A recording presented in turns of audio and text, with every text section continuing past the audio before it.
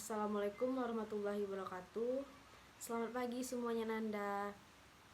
Bagaimana kabarnya? Baik, alhamdulillah. Sesuai dengan kesepakatan kita minggu kemarin, kita akan melakukan pelayanan klasikal secara daring. Nah, sebelum kita memulai pelayanan klasikal pada hari ini, alangkah baiknya kita berdoa menurut kepercayaan dan kepercayaannya masing-masing. Berdoa mulai. Berdoa selesai. Baik, di sini sebelum kita melakukan pelayanan klasikal, Ibu mempunyai beberapa aturan. Selama kita melakukan Zoom ini, Ananda tidak boleh mematikan kameranya dan mencari posisi yang nyaman, serta tidak ada yang keluar pada sebelum jam Zoom ini habis. Baik, apakah bisa dipahami? Nah, apakah Ananda semua ada yang tahu apa materi kita pada hari ini? Jadi materi kita pada hari ini yaitu tentang bullying. Sebelum kita memasuki materinya, siapa yang tahu di sini tentang bullying? Nah, baik, Ibu akan menjelaskan apa itu bullying. Nah, bullying adalah salah satu tindakan tidak terpuji yang merugikan korbannya, bahkan hingga mempengaruhi kesehatan psikisnya. Parahnya, kasus bullying juga kerap ditemukan di sekolah.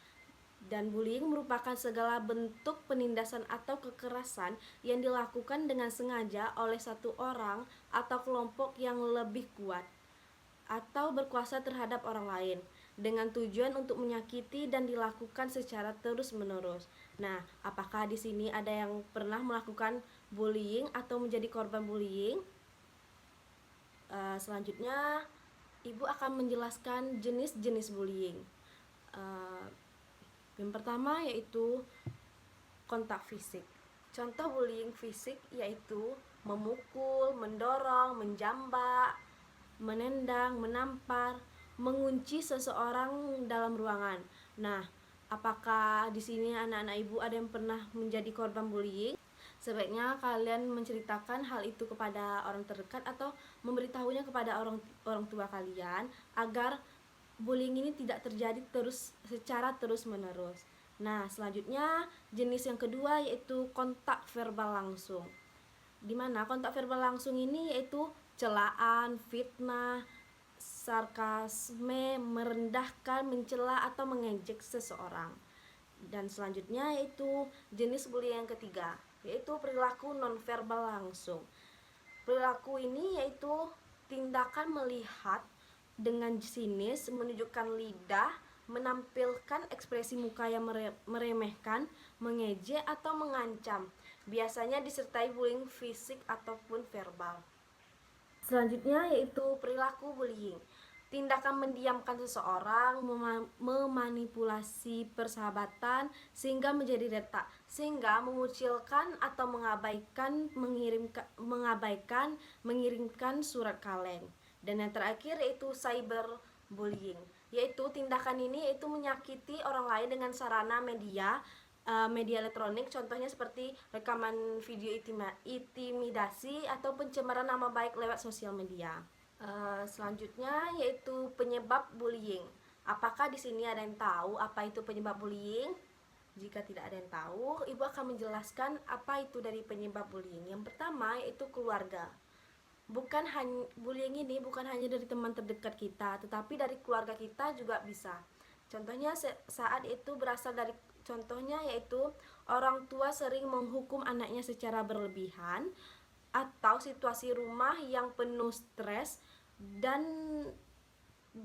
dalam permusuhan. Nah, yang kedua yaitu sekolah.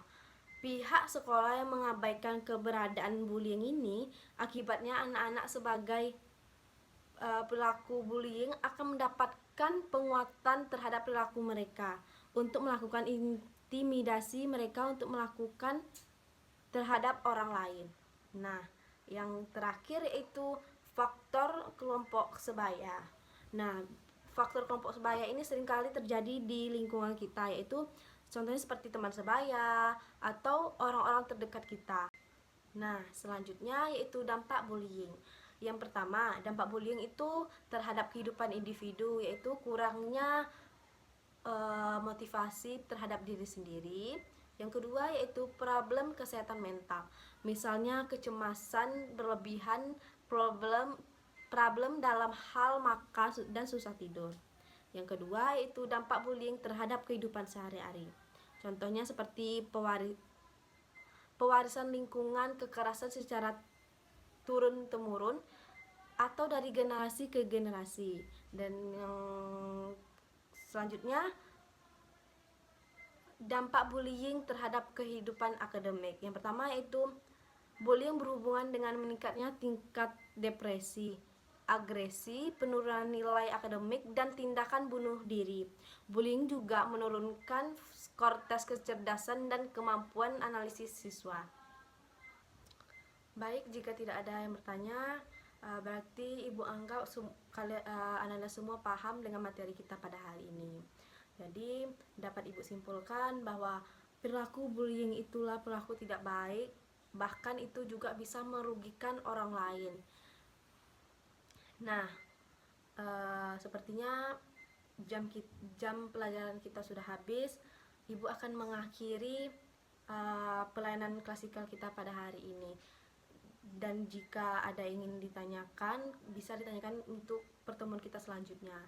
Tadi kita memulainya dengan doa, dan kita juga akan mengakhiri pelayanan klasikal ini dengan mengucapkan alhamdulillah. Alhamdulillahirabbil alamin. Wassalamualaikum warahmatullahi wabarakatuh.